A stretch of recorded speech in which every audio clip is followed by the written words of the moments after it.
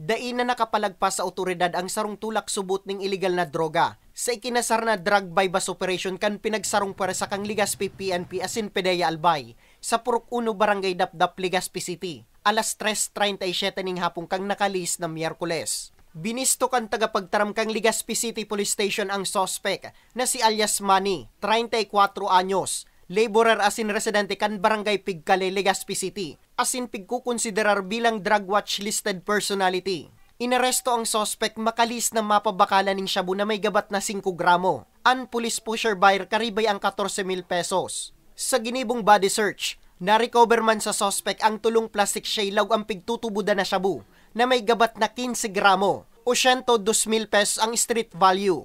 Aloy na po ining watch listed kan sa muyang istasyon sa pagtutulak ng pinagbabawal na droga.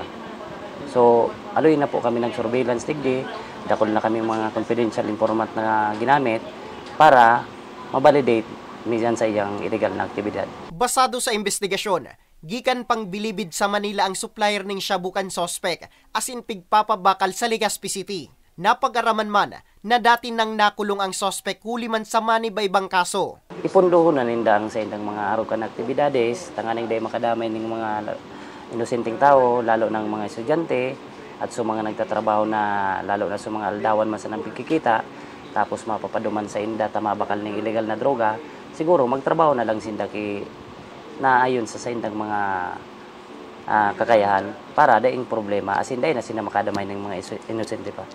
Sa presente, nasa kustodiya pa kang Legazpi PNP ang sospek na naatubang sa kasong pagbalgar sa Akta Republika 9165 o Comprehensive Dangerous Drugs Act of 2002.